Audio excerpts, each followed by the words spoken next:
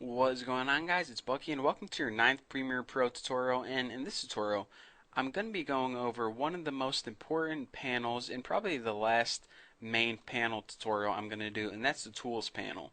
Now that's all of this crap right here, but first of all, it bugs me that it's over on the bottom right because on all of the other Adobe products, it's over here on the left. So what I like to do is I like to drag this over all the way until it's placed right here.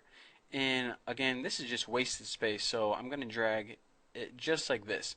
And that's how I have my interface set up all the time. I just didn't want to drag it over there because, for everyone out there watching, it's probably over here, and I didn't want to get you guys confused. But this is how I always have my interface set up, so that's how I'm going to stick with this tutorial. So now let's go ahead and go through all of these tools. I'll go ahead and tell you what each one of them does and also tell you the hotkey for them. Now the hotkey is if you're too lazy to go and click on the tool, you can just use a keyboard shortcut and see how the tools are switching back and forth. So the very first tool is the selection tool, and the hotkey for this is V. Now the selection tool is the tool that you're going to use 90% of the time. It's your main tool. You go ahead and use it to select clips. You can go ahead and move clips, and you can go ahead and actually, if you go to the end of a clip, for example, this title is 5 seconds long and you want to make it longer, just go ahead and go to the end of the clip, and then it's going to change into two little arrows with a bracket. Pull this out, so now your title is 10 seconds long instead. And this works the same with a video clip. Again, you can't make it any longer because, hey, you only filmed for like 11 minutes. You can't say, oh, what would happen if I saw the future? So you can make it shorter by doing that. But again, you can't make it longer than you originally filmed for because, it has no way of knowing what you filmed in the future. So pretty much the selection tool is for selecting clips, moving stuff around, and changing the length. The other tool we have right underneath it is a track select tool, and that's A.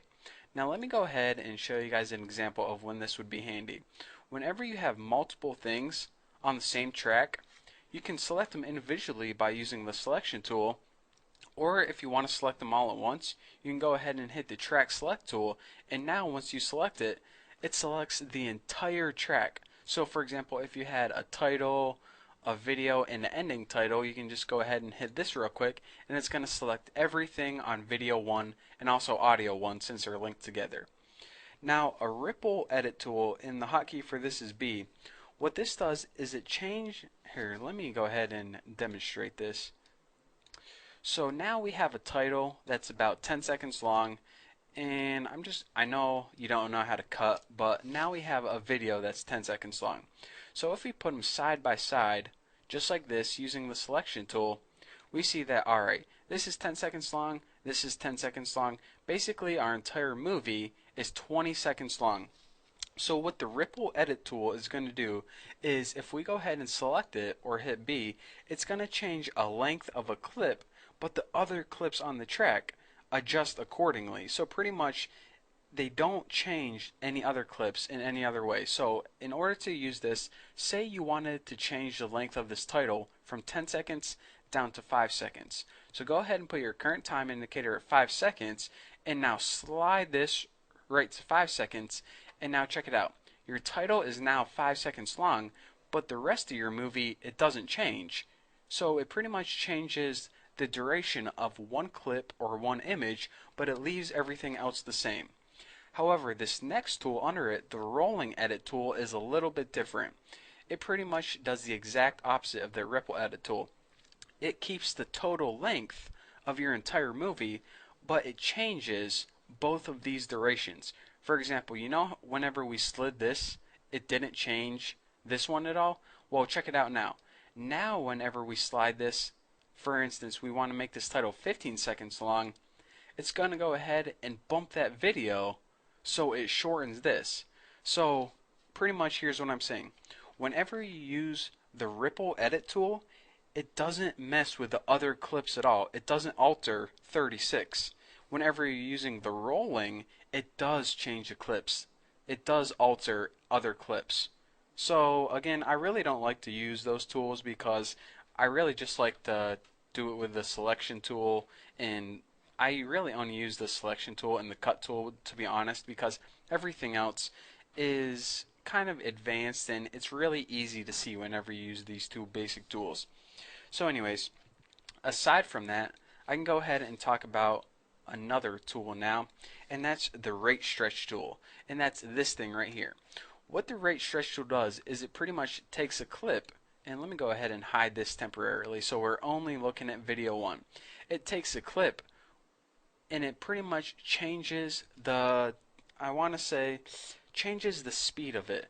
So you see how this clip starts out with me looking down, and it kind of ends with me with my eyes closed.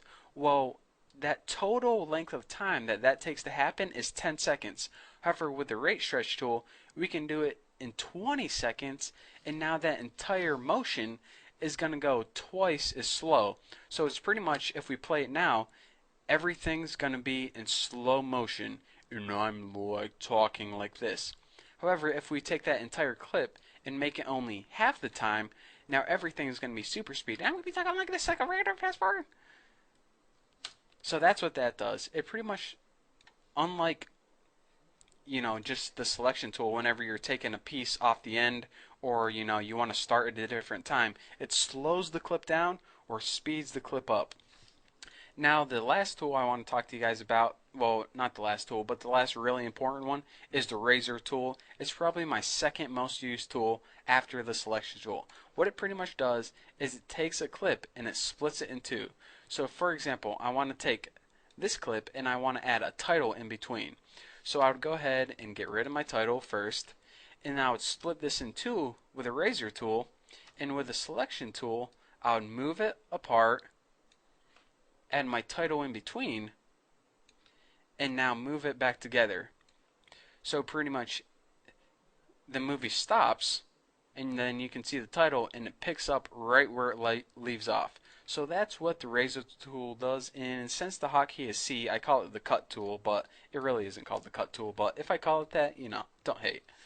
So that's what that does, and these other tools, I'm really not a big fan of them, but I guess since you guys are probably going to yell at me if I don't cover them, I'll tell you guys about the slip and the slide tool. I never use the slip and the slide tool because I absolutely hate them, but the slip tool, it pretty much changes the duration. Whenever you have 3 clips in a row, you know what?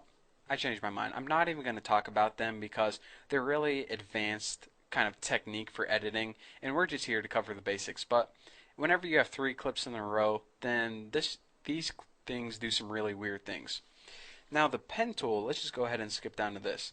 The pen tool lets you add keyframes. For example, before when I told you guys that you can change the opacity by selecting a clip and going under here and making keyframes with this, or you can go ahead and just change it right here and it add a keyframe. Well, you can also add it right on the timeline by using the pen tool. Say you wanted to add a keyframe right here, and maybe right here, and right here. Then you can go ahead in your effects controls and switch from keyframe to keyframe, and maybe fade this one out, and fade this one out too, and now you have a really weird looking clip. So it's pretty much all the pen tool is an alternative way to make keyframes. That's it. Now, the rest of these tools are really simple, so if you guys feel like you're getting overwhelmed, then trust me, I'm about to dumb things down a whole lot. All the hand tool does is it's basically the same as this thing right here. You can go ahead and drag on your timeline and move it around. Really simple, really boring. I never use it. I just go ahead and use this all the time. Now, the zoom tool is even more simple. Say you're zoomed out and you're like, alright, I want to work on this piece specifically. Just go ahead and maximize over there. Ugh, I had to hiccup. And let go, and there you go. It just zooms in. Say, alright, I want to work on these 2 keyframes. Zoom in, and there you go. So again, I like to use this zoom tool instead. So basically, there are 3 different ways you can zoom. On this thing, right here, which I never use because it's annoying, this little bar at the bottom, which I use 100% of the time, or this tool, which I guess if you like using the tools, there you go.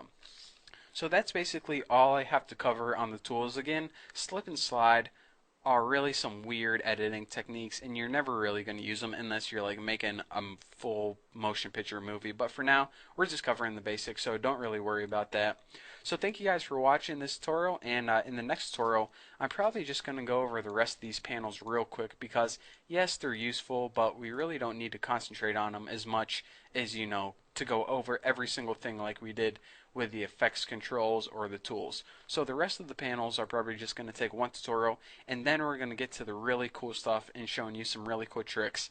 So again, you started out as a noob, and hopefully you got a better understanding of Premiere Pro right now. So in the upcoming tutorials, I'm going to take you to an intermediate Premiere Pro user to a total professional. So that's what you had to look forward to. Thank you guys for watching. Don't forget to subscribe, and I'll see you guys then.